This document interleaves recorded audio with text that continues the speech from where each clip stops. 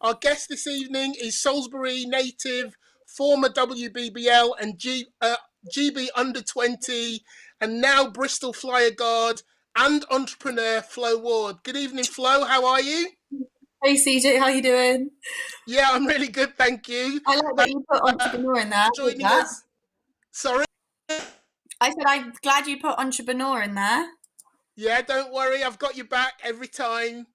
Um, Appreciate it. Look, thank you for joining us this evening. I know it was a little bit 11th hour, so I really appreciate you joining us on episode 11 of They Call Me Coach. This is our weekly live stream where we talk about kind of all things basketball, but with a particular slant towards kind of coaching. And this month in particular, we're going to be interviewing 4 or 5, really high quality, high standard women's basketball players, and we're going to talk specifically about coach and player relationships, communication between coaches. When coaches maybe don't appreciate the really important role that they play and the impact that they can have on players, through their communication. So, hopefully tonight we're going to get kicked off with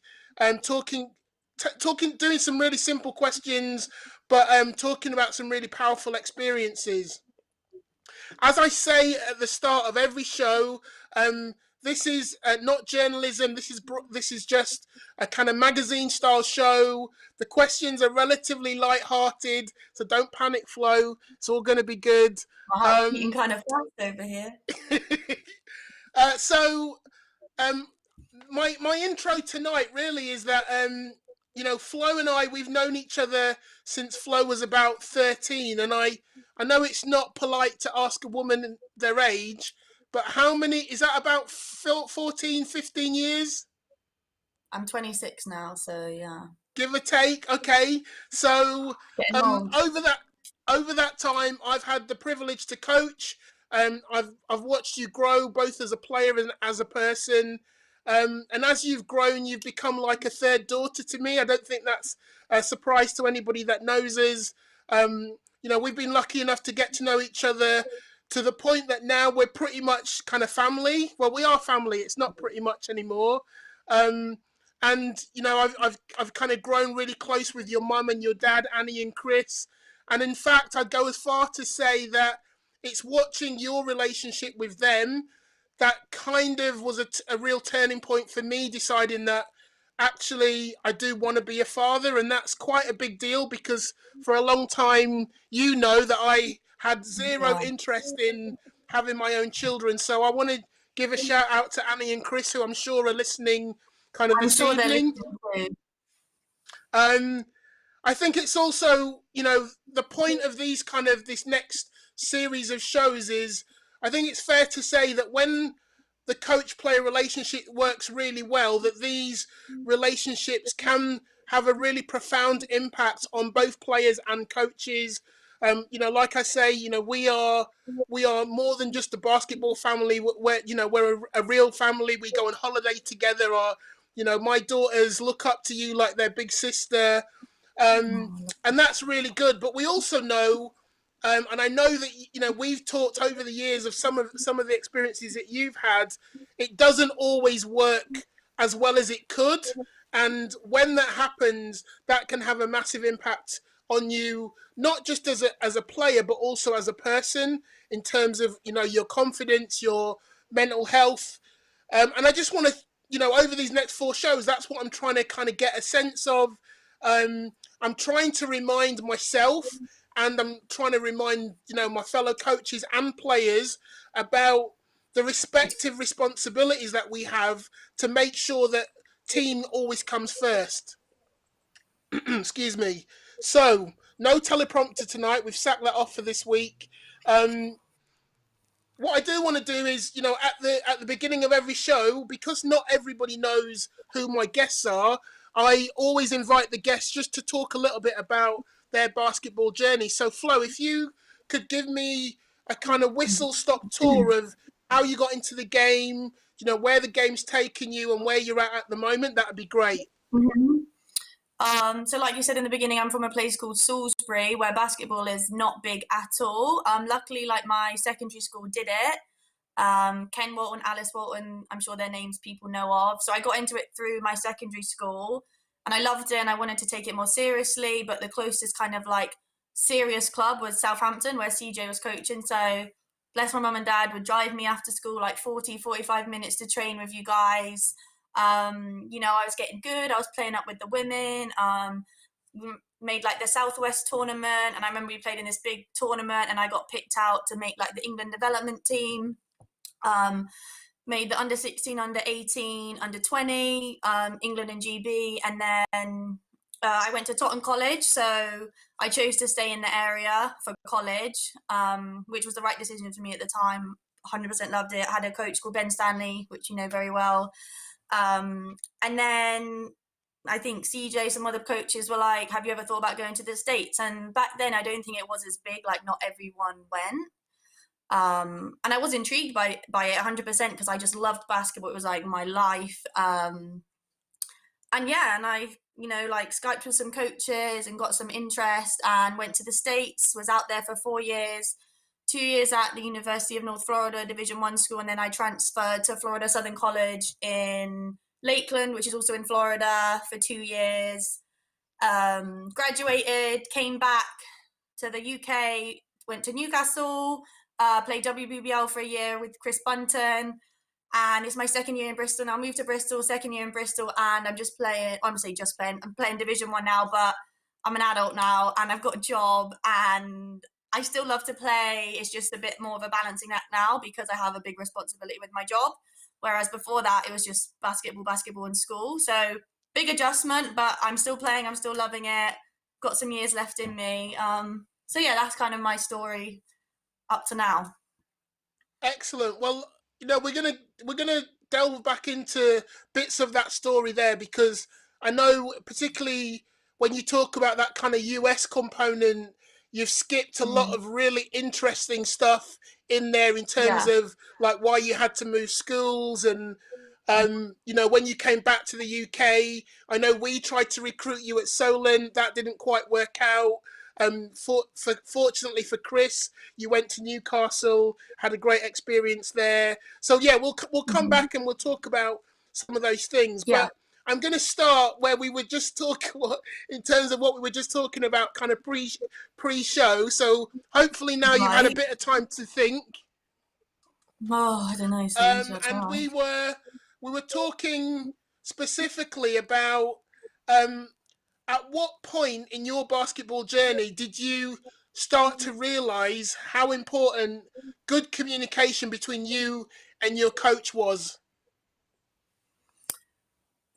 It's hard because like I feel like my first two coaches were you and Ben Stanley, and like I have the best relationship with both of you. I'm still really close, like in contact with both of you guys, you know, 10 plus years down the road. So I think I had like a full sense that like every coach I would have this relationship with because I had it with my first two, which was not the case at all.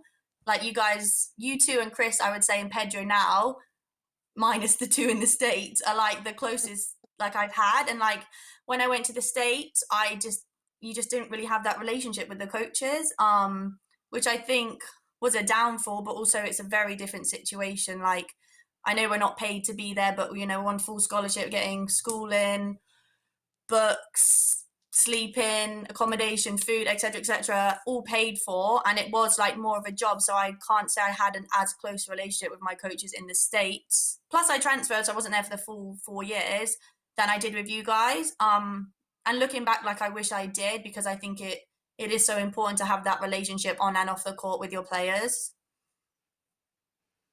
So yeah, so I guess when you got to the States, that was when you realized that this thing is really serious and there's a lot of pressure on the Mm, coaches, a lot of pressure on the players. I definitely. remember a few conversations that we had over that time about it. You were almost starting to lose your love for the game because it was so. Oh, 100%. I was so, oh, I'm not playing anymore. Like, honestly, like I got hurt my senior year and I had surgery on my foot and I missed my senior year playing. And I genuinely still think to this day, like, if I didn't get hurt and I carried on playing, like, I wouldn't be playing now. Like, I was like, I would say I was burnt out. Like, I didn't enjoy the game anymore. I didn't love it. that injury like really made me kind of realize how much I love it, and it is such a big part of my life, and which is why like I had a really good year when I was up in Newcastle and down here in Bristol, because like that love kind of came back. So I generally think like that was a blessing in disguise, me getting hurt, because I'm still playing now. Cool.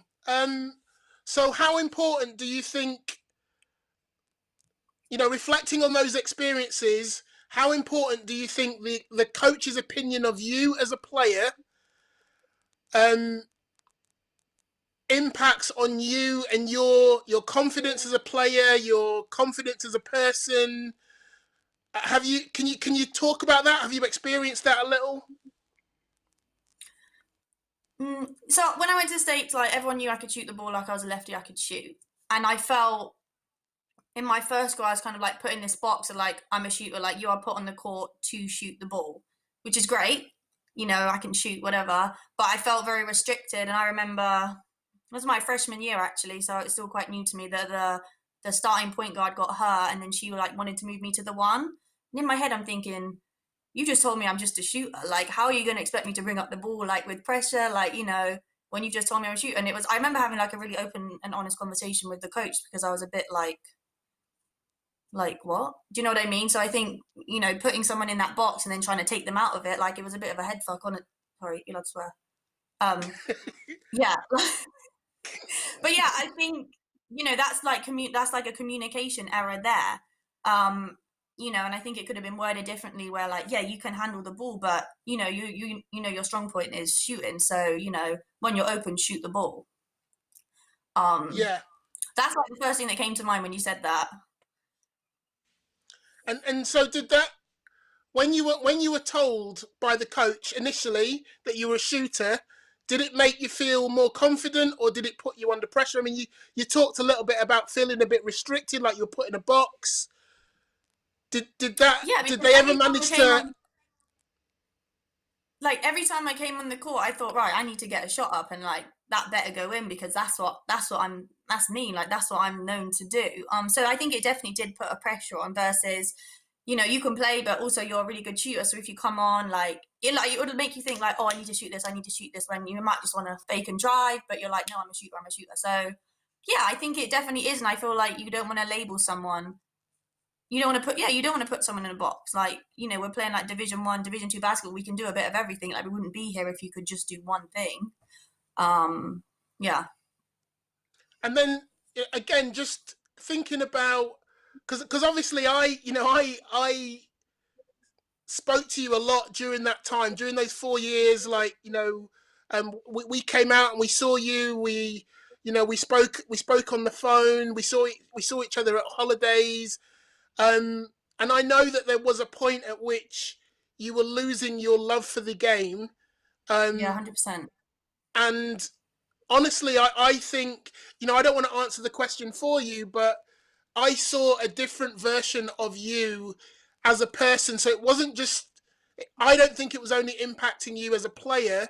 Can you talk about that kind of, university should be a really kind of fun time. Like, you've got some freedom, some distance from your parents. You're doing Yeah, different things. You're going to parties. You're exploring kind of who you want to be, and what your kind of core values are. Did yeah. basketball have a positive, negative impact on you finding yourself as a person? I think looking back now, like as a 26-year-old, like it really like molded me and like helped me grow as a person, because I really did do think I like went through a lot of tough times looking back, especially in my first 2 years at my Division 1 school.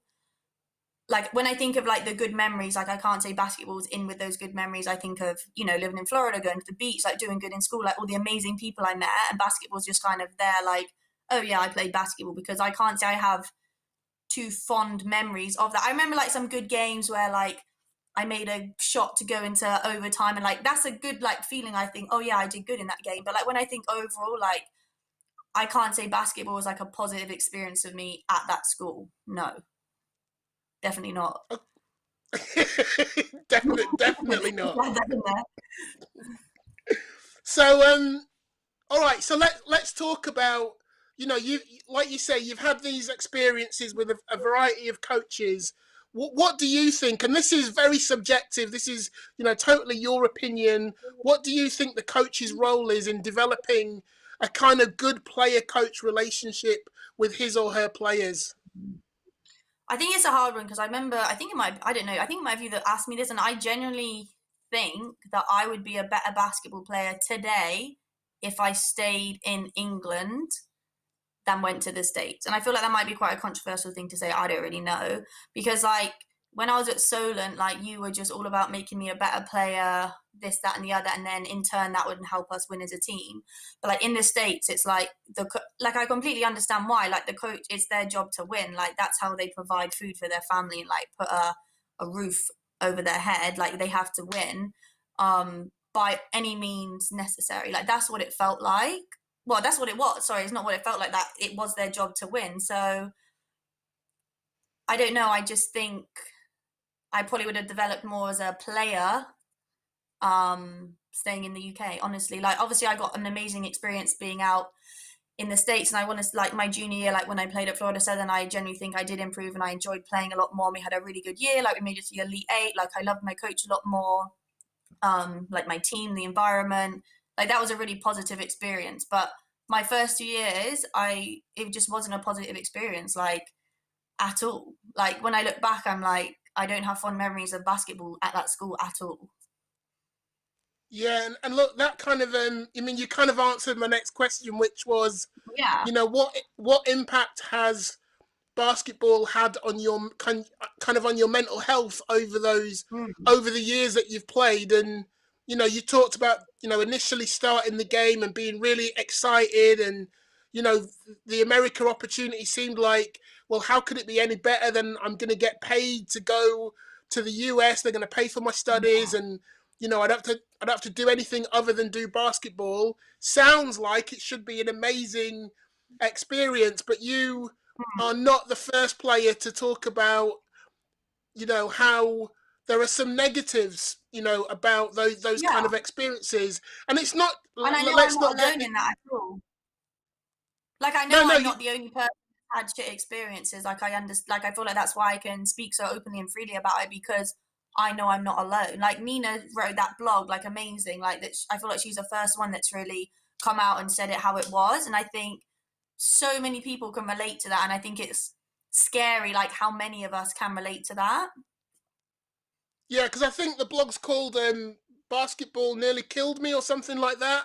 Yeah, and I'm Um, honestly like I relate to that so much. Like I feel like I was at such a low point, like in some times out there. Like I remember FaceTiming my mum and dad. I probably FaceTime you. Like I'm trying to come home. Like what am I doing out here? Like, and I think like I wanted to touch on this. Like it's such a. I think the UK like it's come on so much since I was say in England before I went out. Like with Charnwood and Loughborough, and like I think they really prepare kids a lot better now than we had. Because when I was like thinking about going to college, like, I chose to stay at Totton.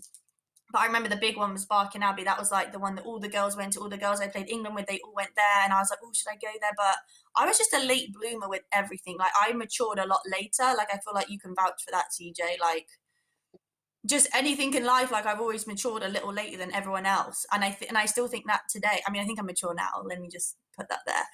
But I think my mum and dad might disagree, but I think I made the right decision staying at Totton. But I also think it didn't prepare me for the whole kind of for everything. Like I know in Charnwood now they have like study hall, like individual sessions, team sessions, the weight room. Like I went out to the States, like haven't really lifted much at all. Like they were like clean and jerking. I was like, what is like obviously I love it now, like it's my job, like I do that. But it was just such a massive adjustment. Like obviously the basketball, like so many good players, so athletic. I was just this short little white girl from England. People were like, who the fuck is this? Sorry, Sorgan. Who is this girl? You know, it was just like, it was just overwhelming. Like the basketball, the study hall, like being English in a foreign country, like the time difference, like trying to FaceTime my mum and dad, but it's the middle of the night there. You know, it was just so much. And I feel like because Charnwood do such a good job, like I've spoken to a lot of the guys, girls that have gone there, like they really prepare the players for the stage, which I think is like why English kids are like becoming more and more successful out there now. Like when I was there, there was only like a few of us that actually did really good, you know. Now there's more and more and more, which is so good to see. You're right. It is, you know, fortunately we are progressing and we are Yeah. learning, and I think the benefit of the girls that went out kind of maybe in your kind of generation. So, what year did you go out? What year did you go to the States? Like I'm 94 born, so I don't really know. One, two. Well, look, I was there three I years. would say that the couple of years maybe just before you, and then the couple of years just after you was maybe that first, not the first time, because obviously, you know, for years English kids have been going to the States, but I think on the female side, the volume of kids going out was probably just starting to pick up pace. So the number of Yeah, kids that were, you know, in the under 16 and under 18 program in your time that were then going out to the States and then have since come back and been willing to share their experiences and share yeah, their kind of stories has really helped to inform some of those programs, you know, like the Charmwoods and those programs to help their kids be prepared for how tough it is when you go yeah, out there. definitely, definitely. And Um, I think that's so important. quickly, I want to apologise. I know we keep having some camera issues tonight. It's just tonight. We will get those sorted out. So please bear with us. Flo, I wanted to kind of ask you. You know, you talk about maturing, and you know, you talk about how that year when you had your injury and you came back, and that really made you. It reminded you how much you loved basketball and that you did want to get back on the court. And you know, you've talked about how now you know, now you're a business owner, you're an entrepreneur. You know, you've got a very serious job. Basketball still, you're still passionate and excited about it. But at what point did you work out that communication with your coach should be a two-way street? Because I know when I first met as a Jew, you wouldn't say boo to a goose. You were I loved coaching you because you were like a sponge and you just listened, and you know, you'd listen and you'd go out and you'd do what we asked. But at what point did you realize that in order to make that relationship work, you needed to be able to talk to the coach and share your opinion and talk about what you could see on the court, or how the communication was affecting maybe you individually or affecting the team? At what point did that happen? I don't know. I think it was just because I had such good relationships with you and Ben. Like, I mean, I don't know. I just think that that really helped me realize how important it is. I actually like it sticks so fondly in my memory because I remember shitting myself when it happened that like, you know, moody teenager, I was really comfortable with you. Like I remember just like back chatting you or something and you just gave me this look like, who are you talking to?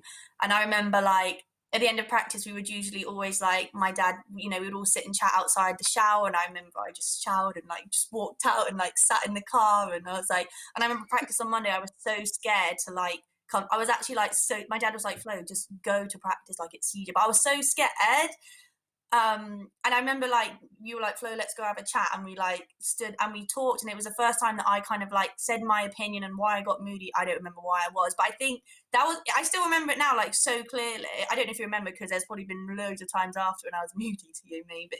But I don't know. It was just a really important thing because we had such an open and honest conversation about it. And you were like, well, why are you feeling like this? And I was like, well, you know, I don't agree with how you did this or this. And then you were like, okay, well, I did this because of X, Y, and Z. And I think that was so important to like, you know, that's really stuck with me all this time because I don't know, the fact that we could have that open and honest conversation and you were listening and taking on board what I said, you know, I genuinely think that made me a better person, a better player. Like we had a better relationship. So I think quite early on I've realized how important it is to have that two-way communication. And also like playing the one, like obviously everyone says that's so important, like to have a really good relationship with your coach, like you're the playmaker, you know, like you call the plays, this, that, and the other. But I think it's important with every player. And I think, like, especially when I was in the States, I think the coaches favored like the starting 5 or 6. Because I remember my freshman year, I was like, all the freshmen, we were like, do we even exist? Like, hi, like, do you know what I mean? Because, you know, we weren't getting a lot of court time freshman year, so it's like we were kind of like forgotten about, you know, like it was I think probably a lot of English kids or anyone can like vouch for that, that if you're not kind of on the floor producing, it's like you're just there. Um, yeah, so I think, you know, I've seen it on both ends of the spectrum, like a really good relationship with a coach and then a really like not so good, not so healthy kind of relationship. Okay, so look, we've got about 4 minutes left, and I want to ask you one more question. And Okay. it's a question I've actually asked you before. So, when we Right. were actually on holiday, was it last year? I asked you this question then. So, if you could tell me the attributes that make your perfect coach, what would they be? And I remember you giving me about 4 things before. So we'll see if, having played another year at Bristol, whether those things have changed at all. Am I giving you 4 or is this just like I'm giving you like You can give me 4 or 5 or 3. It's okay. up to you. Communication, obviously, like just going off of what you're saying, you have to communicate with your players. I think like willingness to like not change, but like listen to them. I guess that is kind of comes under communication, but like if something's not working, listen to your players. Don't just think, right, this is what we're doing. We are doing this. You guys have to fit to that. Think, okay, this is your personnel, you know, this and that and the other. I guess that kind of comes under communication. I'm not too sure. Like, um, this is kind of hard, you know. Did I say it easily when we did it last time? No, you said this is kind of hard. Sounds like me, doesn't it? Yeah, communication, love for the game. I think that's really important. Because I feel like if you're a player and you want to win, you want to win for your coach as well. Um, and I feel like you have to have that passion, like feed off. Like just to rewind for when we played. I remember we lost a game on the buzzer by 1 in Cardiff. You slammed the board to the ground like 40, and he's like, no. And I remember like, why is he so mad? But it's like because you cared, and I was like, wow, like we really should have done better for you. So I think if you kind of know your coach wants it as badly as you guys do, you're gonna want to play for them and succeed. I don't really know if that's a word like to come under that one. I don't know. I feel like that's all I can come up with right now. I feel like it's a bit shit of me, but That's all right. Well, look, we'll keep talking about it anyway, and it I'm won't be the intrigued to last see time. what I said a year ago, 2 years ago, though. Well, the other thing you said was so you said enthusiasm, passion for the game. You talked a little bit about kind of having some technical knowledge, like it's pointless I mean, I being feel like that just. goes without saying. Yeah, well, sometimes I think you need to say that because look, there's lots of coaches out there on a spectrum, different levels of experience, and you can start with enthusiasm, but at some point you do need to know what you're talking about as well. So, and that's That's something true. I'm still working out. I don't make any assumptions that I know everything that there is to know about the game of basketball. I'm learning all the time. Yeah, Look, we've technically, I think we're due to finish in 1 minute. So I'm going to try and do something I never do, which is to finish absolutely on time. let's So I do it. want to thank you so much. Like 30 minutes just doesn't seem like it's long enough, but I really appreciate you taking the time, particularly last minute, to come out on the show and share some of your experiences with us. Yeah, Like I say, over the next 4 weeks, we will have some other guests. So I think we've got Siobhan Pryor from Nottingham coming on, Stephanie Gandy, who's the other, and Nina Gaskin. So perfect. some Nina's the players. perfect one. Yeah, yeah. So we've got some players who can really talk about years and years of experience of working with a variety of different coaches in different programs. Thank you, Flo, so much for coming tonight, and we'll definitely have you back if you don't swear so much next time. Sorry. Ben actually messaged me on Facebook, it came up on my laptop saying stop swearing. I'm so bad for that. So No bad. worries. Sorry, guys. Thank you very much. Thank you very much, and I'll see you soon. Bye. Bye.